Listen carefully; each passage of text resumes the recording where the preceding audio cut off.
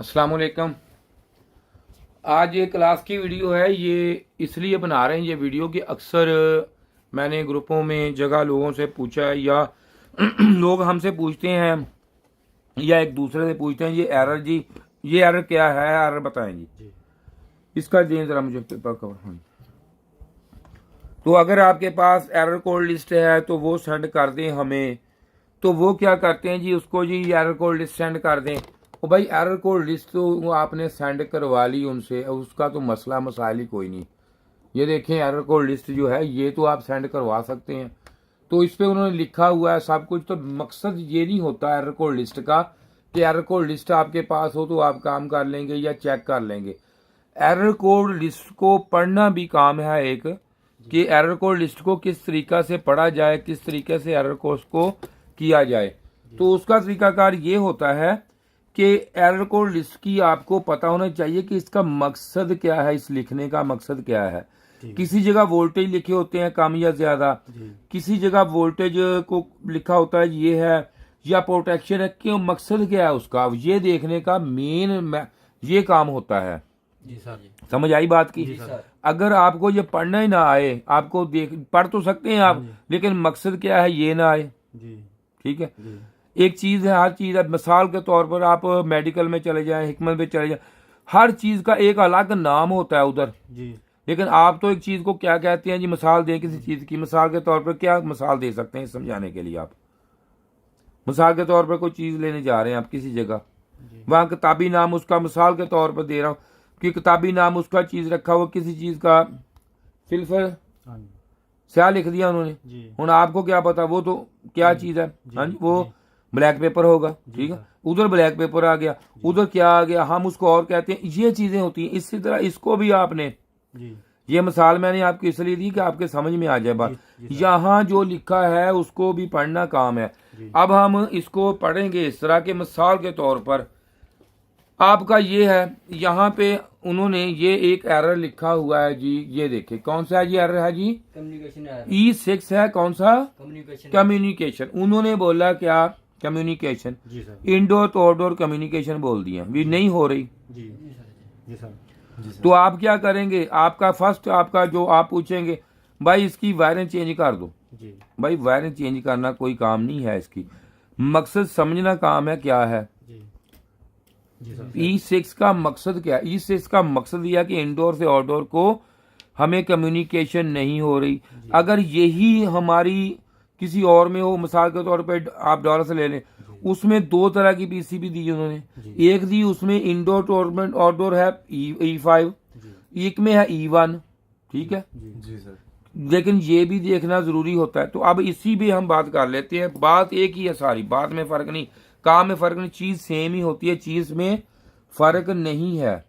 अब कम्युनिकेशन जो एरर है उसमें हमने कौन कौन सी चीज देखनी है? फर्स्ट पे ये भी हो सकता है कि इंडोर की पीसीबी भी ही खराब हो गई हो, मुमकिन है।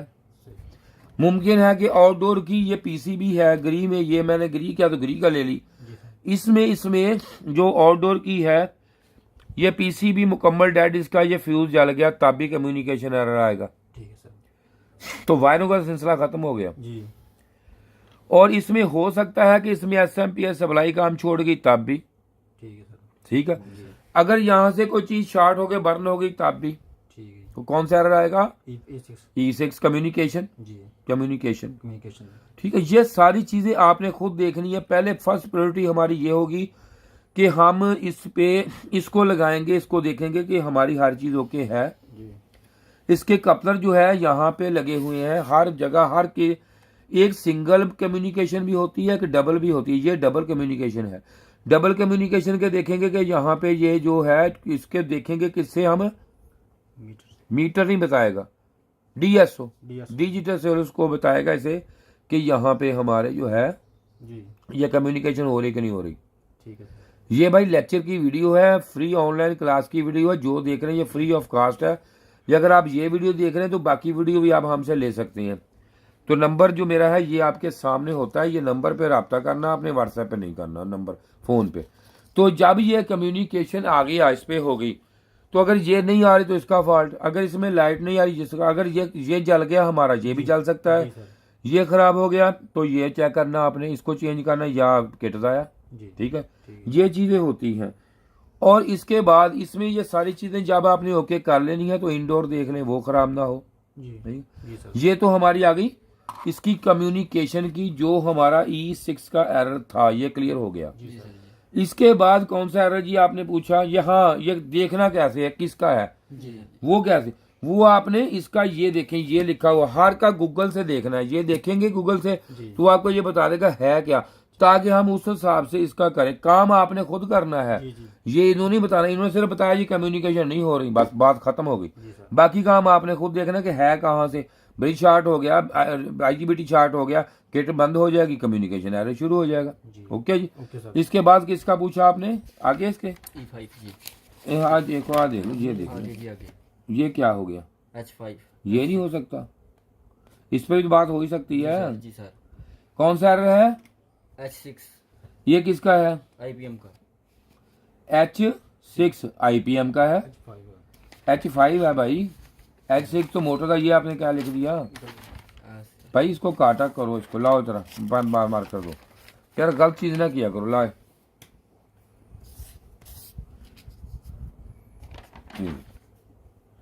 इसके बाद आ गया H5। जी सर। H5 उन्होंने क्या लिखा जी, IPM प्रोटेक्शन पे आ गया। जी ठीक है जी। जी जी।